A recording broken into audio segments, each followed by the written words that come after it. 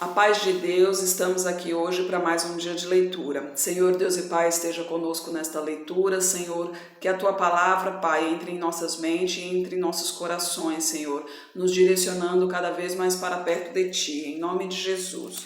Hoje a gente vai começar o livro de Números, só que o livro de Números, como o próprio nome diz, números, ele fala muito sobre números de quantidade de pessoas, né?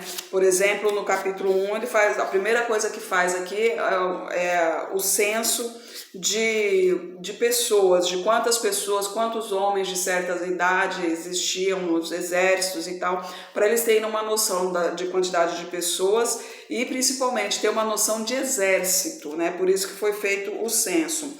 Foi delimitado a ordem das tribos, foi designados os serviços dos levitas. Lembra que os levitas são aqueles separados exatamente para mexer no tabernáculo. Somente os levitas podem entrar no tabernáculo e Moisés, né, que foi ungido por Deus, foi escolhido diretamente por ele.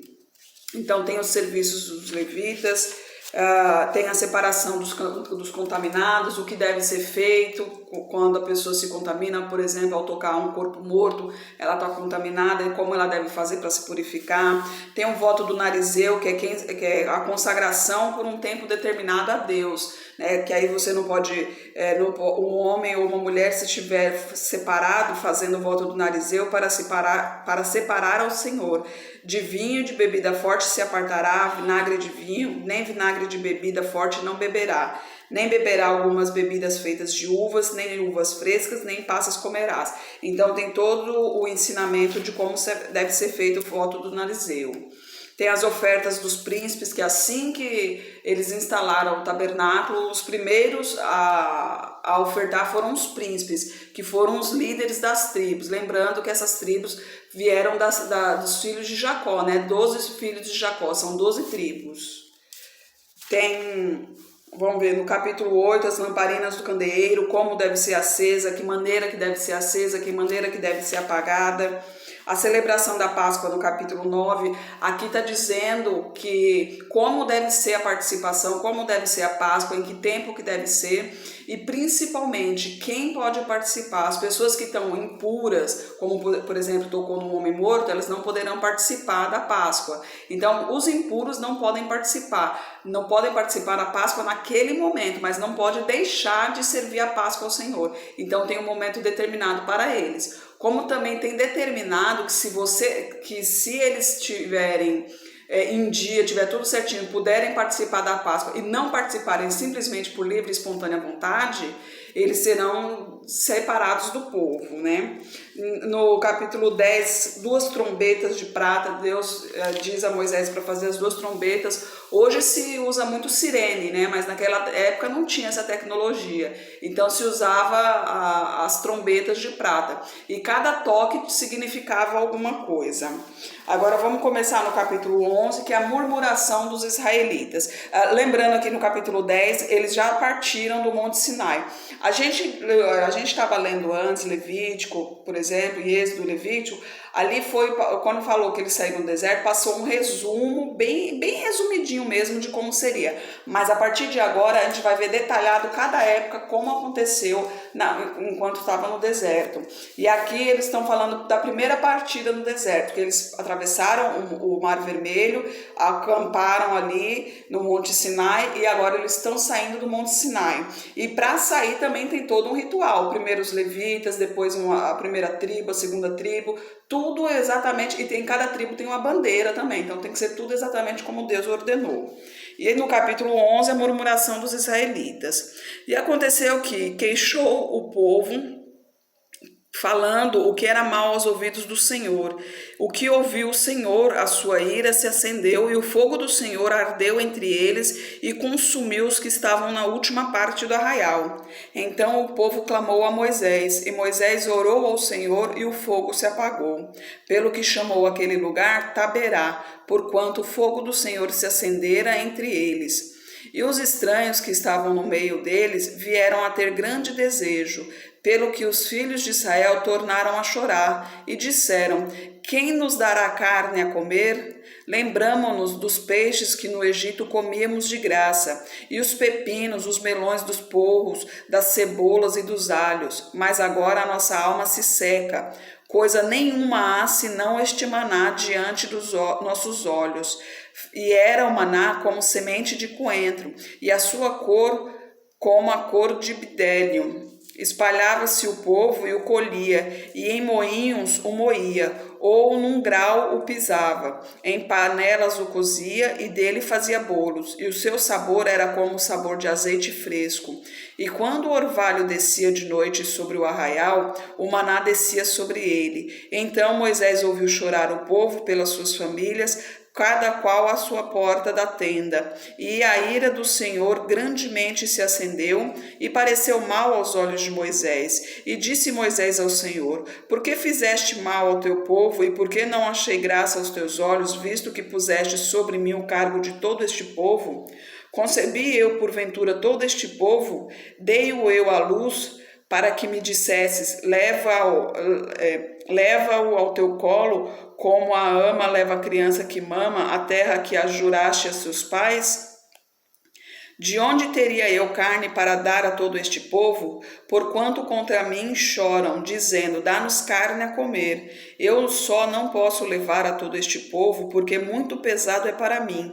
E assim fazes comigo. Mata-me, peço-te, se tenho achado graça aos teus olhos, e não me deixes ver o meu mal. E disse o Senhor a Moisés: ajunta-te os homens dos anciãos de Israel, que sabem serem anciãos do povo, dos seus oficiais, e os trará perante a tenda da congregação, e ali estejam contigo.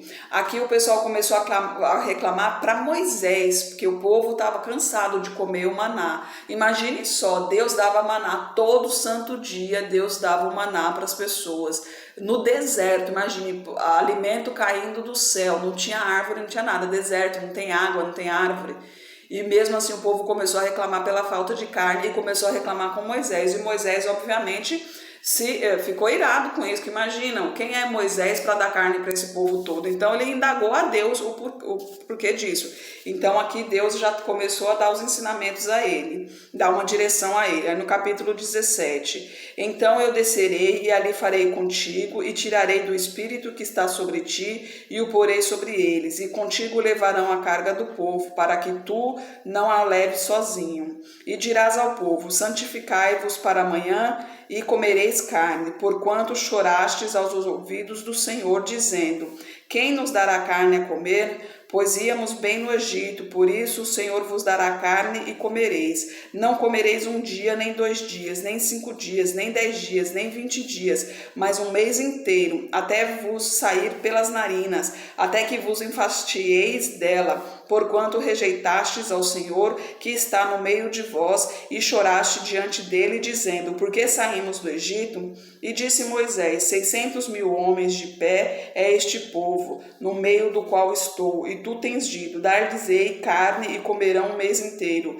Degolar-se-ão para eles ovelhas e vacas que lhes bastem? Ou ajuntar-se-ão para eles todos os peixes do mar que lhes bastem? Porém o Senhor disse a Moisés: teria sido encurtada a mão do Senhor, agora verás se a minha palavra se há de cumprir ou não.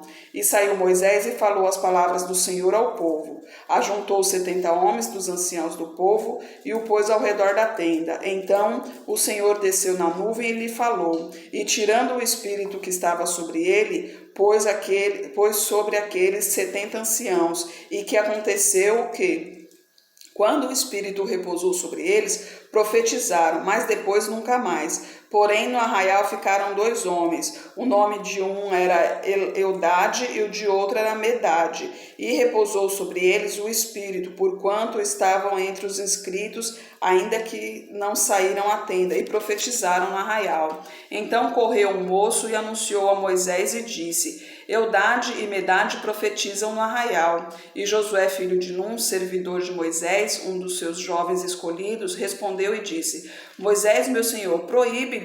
Porém Moisés disse-lhe: Tens tu ciúmes por mim? Quem dera que todo o povo do Senhor fosse profeta e que o Senhor pusesse o seu espírito sobre ele. Depois Moisés se recolheu ao arraial, ele e os anciãos de Israel. Então soprou um vento do Senhor e trouxe os codornizes do mar e as espalhou pelo arraial, quase caminho de um dia, de um lado e de outro ao redor do arraial, quase 2 côvados sobre a terra.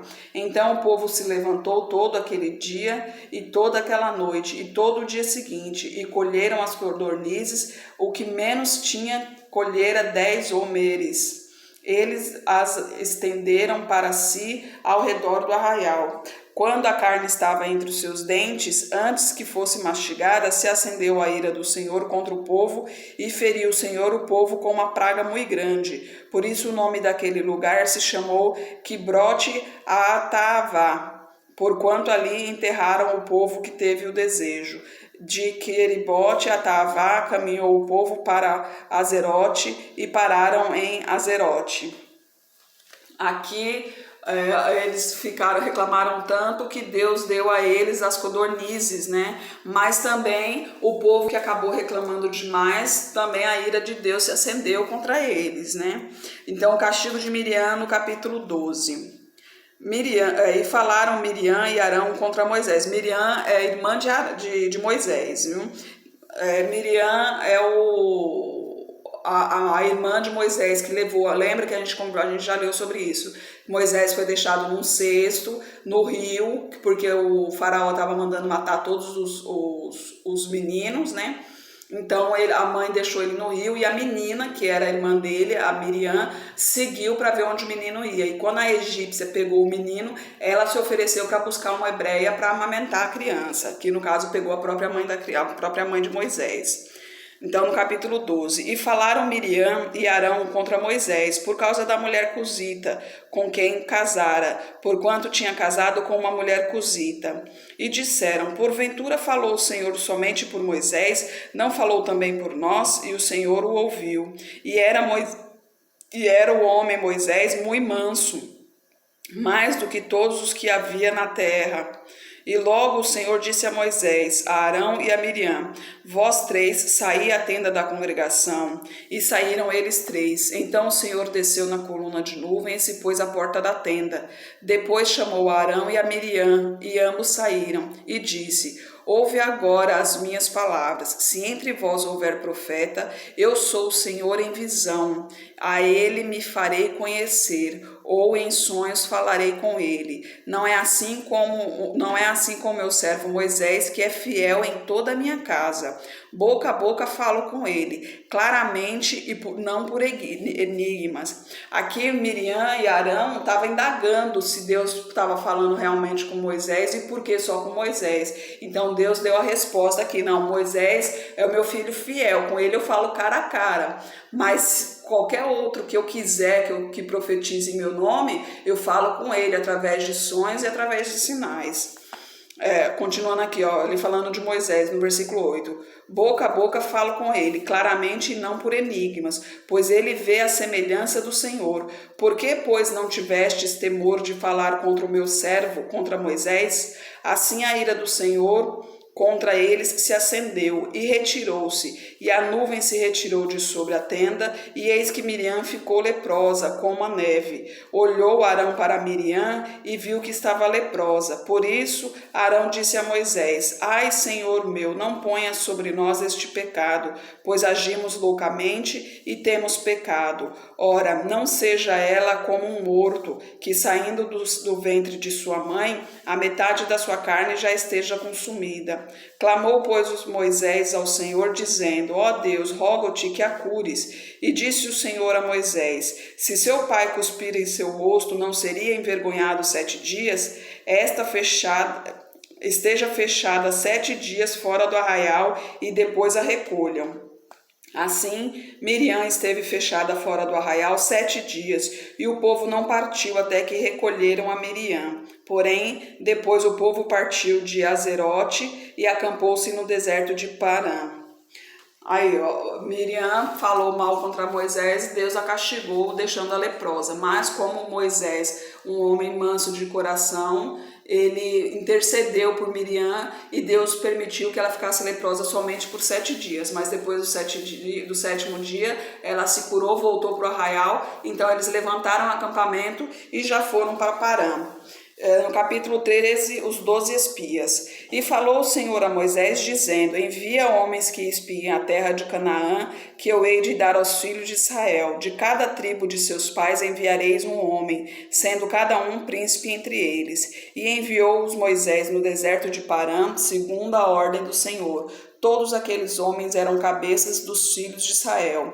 E estes são seus nomes: da tribo de Ruben, Samua, filho de Zacur; da tribo de Simeão, Safate, filho de Ori; da tribo de Judá, Calebe, filho de Jefoné; da tribo de Issacar, Gigeel, filho de José; da tribo de Efraim, Oséias, filho de Num; da tribo de Benjamim, Palti, filho de Rafu; da tribo de Zebulon, Gadiel, filho de Sodi; da tribo de José, pela tribo de Manassés, Gadi, filho de Suzi; da tribo de Dan, Amiel, filho de Gemali; da tribo de Azer, Setur, filho de Micael; da tribo de Naphtali, Nabi, filho de Vofice; da tribo de Gade, Jeuel, filho de Maqui. Estes são os nomes dos homens que Moisés enviou a espiar aquela terra.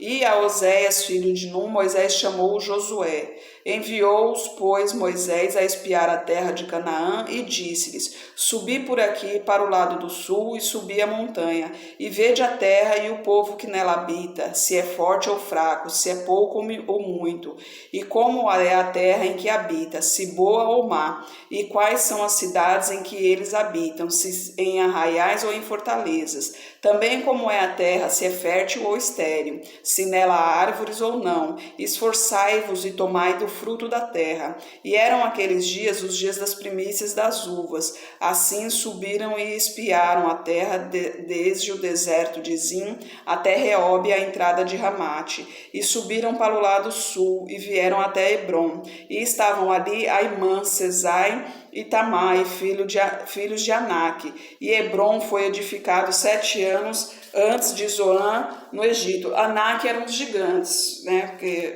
ainda não foi explicado aqui, mas mais para frente provavelmente deve ter alguma explicação. Os filhos de Anak, porque os anaquitas eram os gigantes.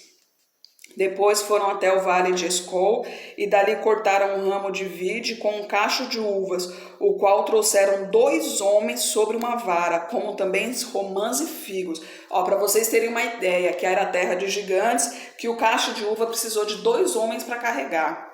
Chamaram aquele lugar o Vale de Escol, por causa do cacho que dali cortaram os filhos de Israel. E eles voltaram de espiar a terra ao fim de 40 dias.